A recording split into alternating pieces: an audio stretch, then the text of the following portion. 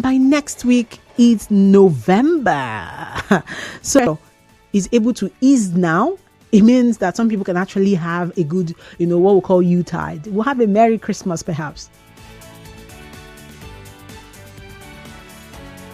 So as a business owner, please keep an eye on this one. You do not want to miss anything. Of course, that's it for the Market Watch. And I hope these insights help you in your business today.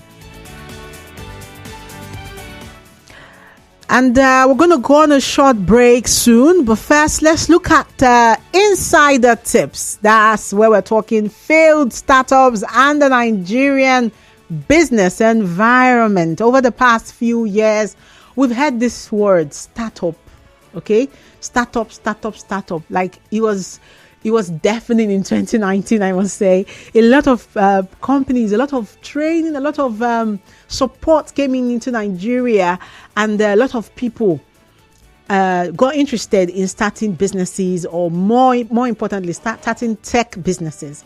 It's tech businesses that are actually called startup. But let's just use it on a general note for the sake of this conversation. So Nigeria joined countries like South Africa and Kenya to become hubs of startup creation. And so by 2019, Nigeria got up to $663 million worth of startup investment. And that was a lot of money. But then all of a sudden, we now still join the list of people who had these same businesses shutting down. In fact, 61.5%. That's how much the businesses were shutting down. It became like a trend. Okay? The failure rate was 61.5%. And that was between 2010 and 2018, according to reports by the Better Africa. And we had other countries going through these challenges. But let's stay with Nigeria, shall we? And the question is, how best can we reasonably reduce the number of failed startups, particularly in a society like ours? I have with me in the studio, I told you I was going to introduce him. So I'm excited to introduce him. I've told you all about him already. And so now let's make welcome, ladies and gentlemen, drum rolls. That's how I like to welcome CEOs that make it to the studio. It's not everybody that has that kind of time. So yeah, I'm excited to have a Chief Executive Officer of Cinfores Limited, Ibifuro, Asawo, in the studio, live and direct. Thank you so much for making time to be here. Thank you for having me. Yeah, it's been a while. I think that was 2021 or something that we saw last. Yeah, but good to see you again. Good to see you. Yes. Now, we're going to delve into the real crux of the matter in a bit. But first, let's go on a break. And after that break, you start with telling me what are the common reasons for the high rate of failed startups in the business environment in Nigeria. That's one place I would like us to start. Just like when you go to the hospital and you talk your symptoms, and then we'll start diagnosing. So we're going to do that right after the break. But first, you listening right now, don't forget that we're live on Facebook and on YouTube at Nigeria Info PH. So drop your comments there. I'm asking you whether you've seen, heard, or had a business that failed before. If you had a startup that failed, I would like to hear from you. How has it been for you? What was it that made it fail? What did you do? What were your efforts? I would like to know. More importantly, how much were you able to raise? Okay? Were you able to get investors? Okay? And some people are not able to, and then they give up. At what point did you know that, I'm going to let this one go? I would like to know, right? You can also share your thoughts on X, that's former Twitter at Nigeria Info PH, and then drop your comments on WhatsApp 0809 030 6416. Yeah, you can drop your comments there, and when we come back, we'll hear what our guests have to say about the common reasons for the high rate of failed startups. And then I read your comments. Of course, I'm going to open the phone lines at some point as well. This is Talking Figures. And not forget that it's on 92.3 Nigeria Info. We do this every Wednesday. My name is Choma Izenwafo, and we'll be right back.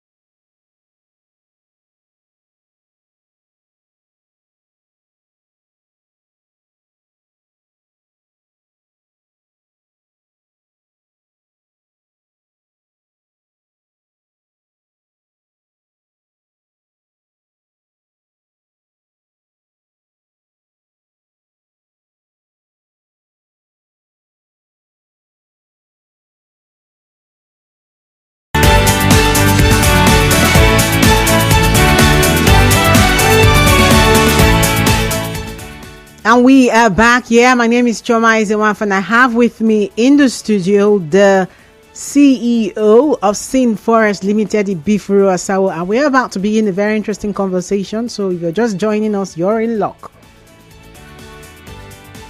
Yes, we're talking failed startups and the business environment, and we're asking you: did your business fail, or have you seen, heard, or heard, or experienced it before where your business failed? What happened? And more importantly, how best can we reasonably reduce the number of failed startups, particularly in a society like ours? We're live on Facebook and YouTube at Nigeria Info PH. So drop your comments there and we'll read them live very soon. So then WhatsApp 0809-030-6416. That's the WhatsApp. And do not call the WhatsApp line. Just drop your messages there. We'll read them in a bit. But now let's go to our guest who's joined us in the studio. And I said I was going to start with asking about the common reasons for this failed startups we've seen in Nigeria. So thanks, Choma. Thanks. So there are quite a number of reasons. You've got the policies of government. When you started this program already, you started reading out certain policies that are coming up, and we are asking, are they robbing Peter to pay Paul in some of the instances? Okay. So policies could actually affect business. So you must understand government policies, and then also try as much as you can to forecast, what policies, the trend the policies are likely going to take. So that could actually help, and then forestall, because if you are going against the tide of government policies, then sure, you're headed for doom. Yeah, sure. The other thing that you need to look at is understanding the business environment. The business environment, you need to understand the business environment. Most businesses in Nigeria are copycat, businesses. So we'll see somebody is thriving, somebody's into fast food business, and you can see number of people trooping in and out. You really do not know. You don't understand the value chain in that business. You don't know, what and what. And then just because you have the money, you think you can actually sink in money to get that. And so people get drowned once they take that kind of decision without understanding, that. So business environment and then the knowledge of the industry is very, very important that you have it, because it gives you certain things about regulations. You need to know the value chain, who provides, who's going to give me this raw material that I need for this, or who is going to, provide the skill sets, that I require for this service that I intend to provide, and so on and so forth. So you need to ensure that you understand that. The other bit is access to market. You need to also look at the market that you have. Who are your target audience for this business? Every business requires a customer to be called a business. So do you have, that good customer base that can actually keep the business afloat? Do you have the right demographics that can sustain it? Or, in the next 2 years, the people that you see as customers today will no longer be your customers, and you don't have customers again. So you need to look at the demographics as well. And then be sure that you have, the right people, that will be the market that, you will be providing that product or service to. And then, of course, it takes me to the other part that has to do with, access to capital. So businesses come in, though some people, capital, we have different kinds of capital. But here I want to just talk about, financial capital. So there are other types of capital: intellectual capital, organizational capital, social capital, and so on and so forth. So people require access to capital to be able to grow their business. So it could be social capital, most times I tell people it's not all about, the financial capital. You could actually leverage social capital to ensure that you grow your business and then you sustain your business. Of course, when it comes to the time for you to expand, you may need, the financial capital to carry out, such an expansion. So you need to understand access to capital is critical, knowing how to leverage and knowing exactly what to do. And then the last one I want to talk about is character. character. And I think of the business owner now. Yes, of the business owners, the founders, the owners, and then the culture they have, in keeping that business, because everything rises and falls, around character. You have the right character, you could also, generate the right, the staying power that is required to ensure that, you deliver what you have set out, to deliver in the first instance. So these are a few things that I think, we could actually look at and then discuss in details as we progress. Yeah, thank you for starting on a very high note, really. Thank you. So I'm going to open the phone lines now. Yeah, you can get to join the conversation right away. If you have questions for the guest, or you have your own contribution or your own experience, like I asked you earlier, have you started a business before and did it fail? What happened? Would like to have you share your experience. I haven't started one that failed before. If not, of course, I always like to share my own experience before you go. So now today you're going first, okay? 0817-923-0002. You can also call 0817-923-0003. What is it that you've started as a business and how is it faring? You've heard the guests talk about the issues that lead to the high rate of businesses failing that you've experienced. And I'm going to start reading from Facebook. Okay, it's just a comment. Thank you so much, Ozo Francis Namani. Says watching live from Amagunze in Enugu State. Thank you for tuning in. All right, so let's go to WhatsApp. I have here. Okay, he's referring to the textile conversation, rather the textile news I read earlier. That's what he's referring to. Let me just mention it. He said for textile industry or any moribund industry in Nigeria to be brought back sustainably, there has to be reliable electricity supply. That's from Eric Chooks. Thank you, Eric Chooks, for your contribution on the textile conversation that I mentioned when I read the insights earlier. But then let's look at this one from Dr. Gift Wallow. Hello, good afternoon. Before we talk about internal factors like leadership and externals like harsh operating environment, let's consider the fact that most startups are not really startups. They are not innovation based. And note also, the startup is not synonymous with tech. That's Dr. Gift Wallow. Would you like to respond to that? Yeah, so definitely, some people have that thought that, it has to do with tech when you talk about startup. Startup is any young business, okay, that is trying to see how it can actually scale to the point of being sustainable. And so it's not synonymous to tech.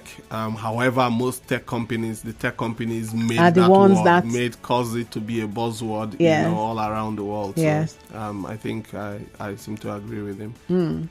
Now, there's another part of that conversation I also wanted you to delve into. That's when he said that, the hash, stress on hash. Correct. So correct. The climate, the economic climate currently, it's not so favorable, especially if you're doing business that, requires some kind of dollar, denominations and all of that. Maybe you're acquiring a service. For those of us in the tech industry, bulk of the things that we do are dollar denominated. You want a device, it's dollar. You want, bandwidth is dollar. You want to host is dollar, and so on and so forth.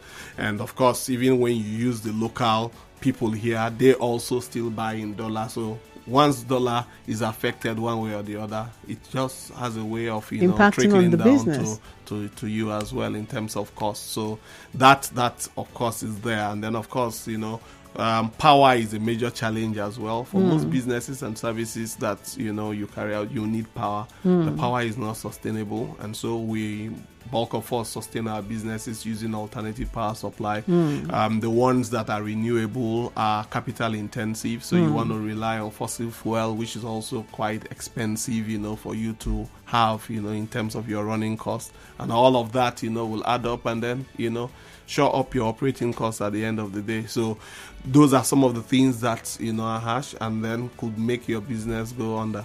Now, he talked about the fact that some startups are not innovation based. That's why he said startups are not really startups, because they are not innovation based. And I think it's similar to what you mentioned earlier when you said that we do a lot of copycats, Sure. Once you're not innovative, because the truth is, the entrepreneur needs to be innovative. Innovation is what will also help you wriggle out of all of these harsh economic situations and conditions we are talking about. You just keep on innovating. Okay, so this is not working. I'm going to, use this, which is actually a supplement or a complement or whatever, it is. Okay, so where this is not working, I will use this. Where this is not working, I'll use this. So that's the way you keep on. It's all about iteration, okay, until you get what works for you, and then you're able to scale. So you need to be highly innovative. You need to be flexible. You need to understand the trend. You need to be highly dynamic as well in your pursuit of your goal. Innovation is key. You just need to do it. If you are not, somebody in your team needs to be doing that for you so that you can actually survive. Now, I know that in 2019, especially in River State, we had lots of people who were just interested in building people who would just start up something. And lots of interest at the time. What happened? What do you think happened to all of the people who came up with all kinds of ideas? I was even a part of a particular panel of judges that were trying to help decide who will be getting the money available for that particular scheme. And today, all of that money was given out and nothing has been heard. Crickets, like I always say, crickets. So when you look at funding, is funding a problem? This way I tend to differ.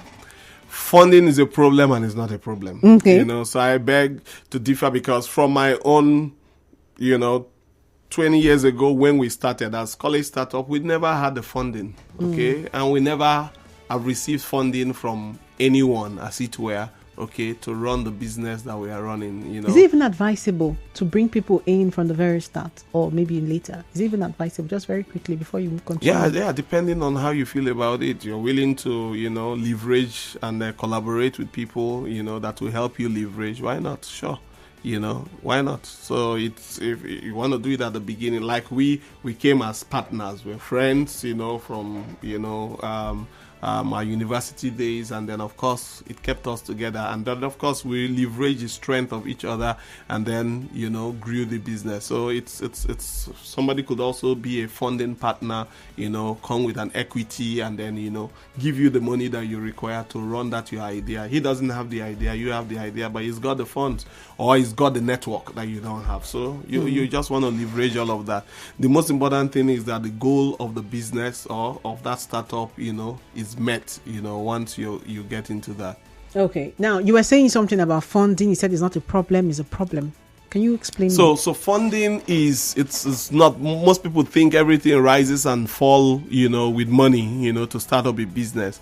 I beg to differ, because by God's grace we started ours with zero capital.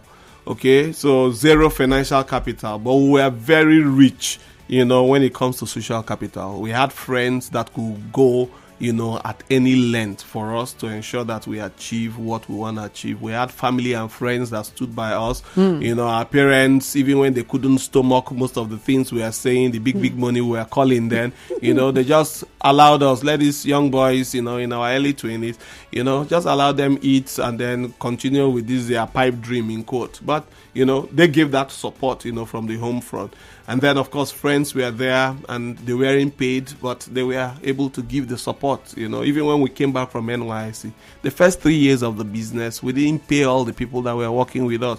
When we go out, we get some sums, we're able to share amongst everybody, but we kept hope alive, and then things began to move. So social capital is critical, because it gives you access to market. It could give you access to fund. It could give you, other things that ordinarily you cannot even get, even if you have all the money. So it's important that people also begin to look at that and see how they can leverage relationships that they have. So that's the list of things. And, we all have relationships. So if God has given you an idea, He's also put people around you that can actually make that idea to board. Yeah. I like you mentioned God, because I have a comment here on WhatsApp and the person says, I'm surprised your guest did not mention the devil.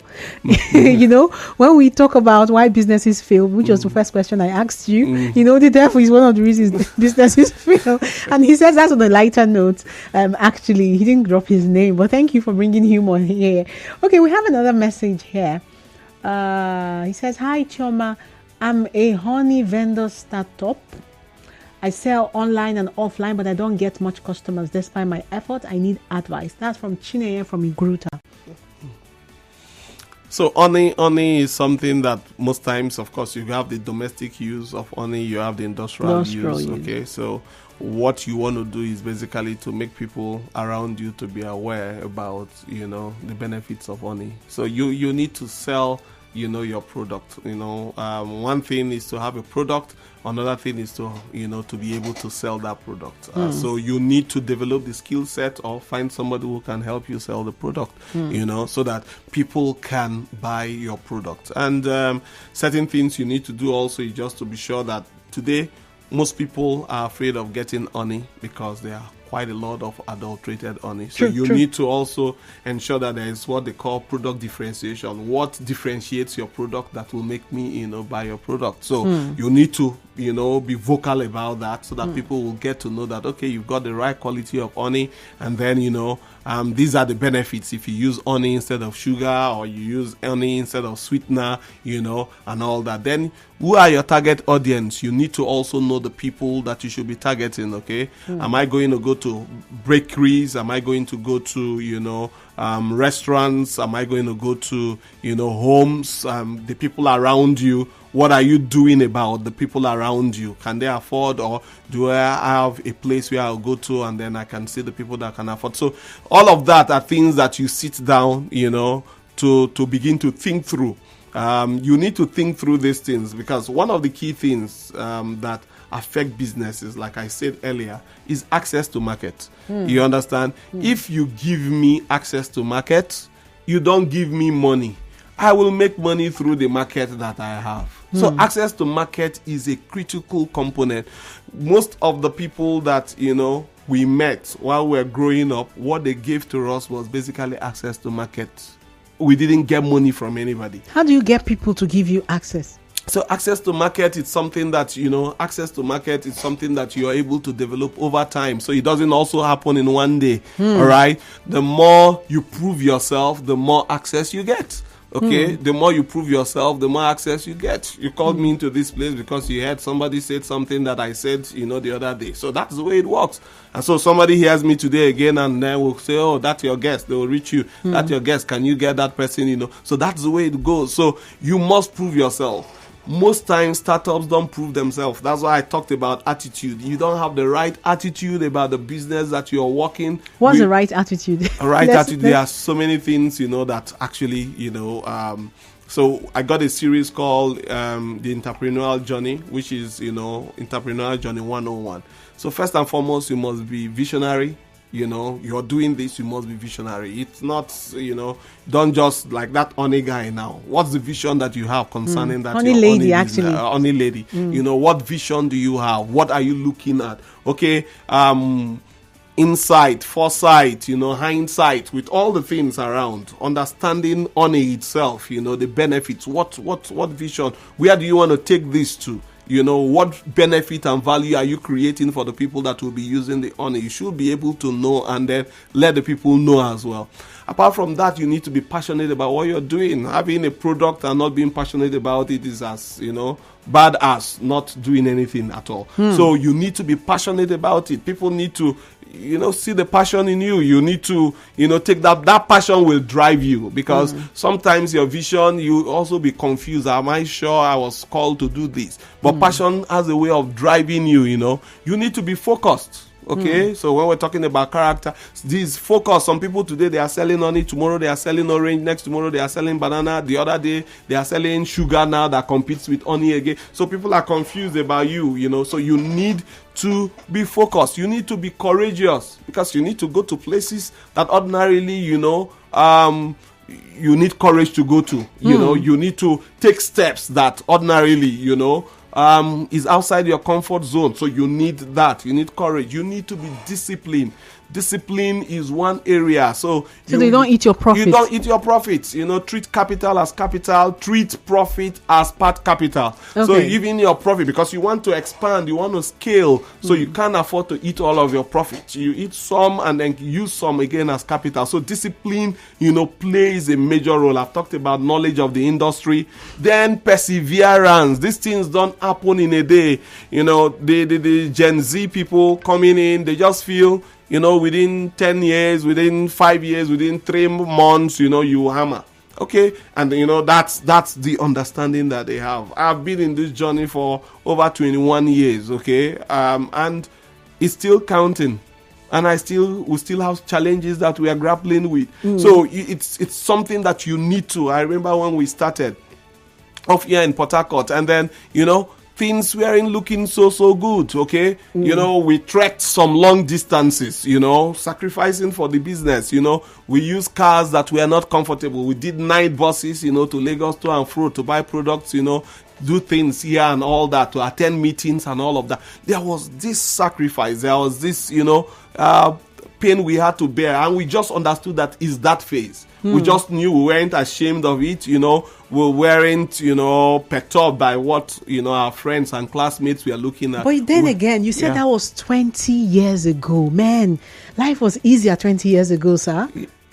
True or false? The truth is, you've got the amount of technology you have that you can leverage now. We never had all of that. Oh, that's true. So if you look at it contextually, then and now, some of the things that we had to do manually, today you've got technology that you can leverage on as well. That's true. I just want to encourage people, the staying power needs to be there. You need to persevere. You want this thing to work, nobody will make it work for you. You need to make it work for yourself. And if it's not working, work it again, right? It's all about iteration. Actually, I was supposed to take calls, but I have a message here that says, please, Madam Chioma, don't pick calls. Let the guests flow. I love your questions. Let him drop his social media handle. He's giving me hope.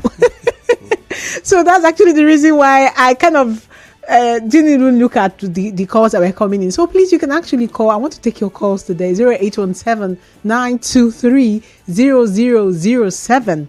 You can also call 0817-923-0009. I would like to hear from you. Do you have questions for the guest? The person that says don't pick calls. Come on. Okay, so if you have questions, yes, you can call 0817-923-0002. That's the number to call if you have questions, comments. The phone lines are open. Hello, good afternoon. Can you hear me? Hello? Can you hear me? Okay, good afternoon.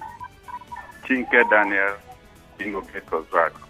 Okay. Yes, I want to commend your guest, but where the guest has not touched properly is that we have to, considering what the former president said, we have to lay or heap the blame on the government. I that is talking to you now, maybe within those years, 20 years back, I used to be a cab driver. Yes, I moved motor engine in my car to all the neighboring cities from Aba, Port Harcourt, Owerri, Enugu, Calabar, Uyo. But I can't try it now.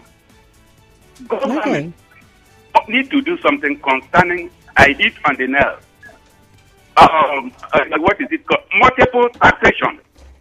The military is collecting. The soldiers, the police is collecting. Then they are borrow, and even the community youth chairman will send their voice on the road, and they will go to the local government, go and get whatever they will give them the order to start. And this is how they run down every other little businesses. We are not talking about the one that our former president of Adire or whatever. Okay. China doesn't make Adire. Adire, I understand very well, is Yoruba language. But if you can produce in China and sell cheaper here in Nigeria, they will buy that from China Okay. So let us begin to hit at the nail. All right. Thank you for your thoughts there. And because of time, I'm just going to let you share your final thoughts in about a minute. So we'll sign off because we have a special program coming afterwards. So I think it's for us to take a look at, the reason why we are going into business. You need to sit down.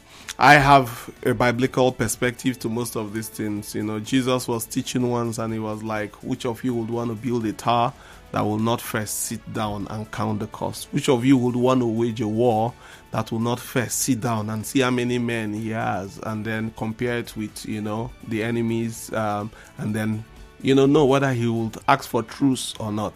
The reason is business is war. Okay, so all the things my brother just talked about is part of the war. Okay, so it's part of the war. So you want to go into business? That's why I said prepare for it. You must prepare for it. Thank you so much. Prepare for it. Yes, thank you so much. That's the CEO of Cinfores Limited, Ibifuro Asawo. Thank you for being here and coming into the studio and sharing so much insight in a very short period of time. So much has been shared. What's your social media handle? Very quickly. Anyone that you're active on, very quickly. On All Facebook. Right, so Facebook, it's Ibifuro Asawo. Okay, so catch him on Ibifuro Asawo Facebook there. And I'm Choma Izewanfo, and that's been Talking Figures for this Wednesday. Catch us again next week Wednesday, 2 p.m. is the time. And I'm also on Facebook as well. On Facebook, I'm Choma Izewanfo.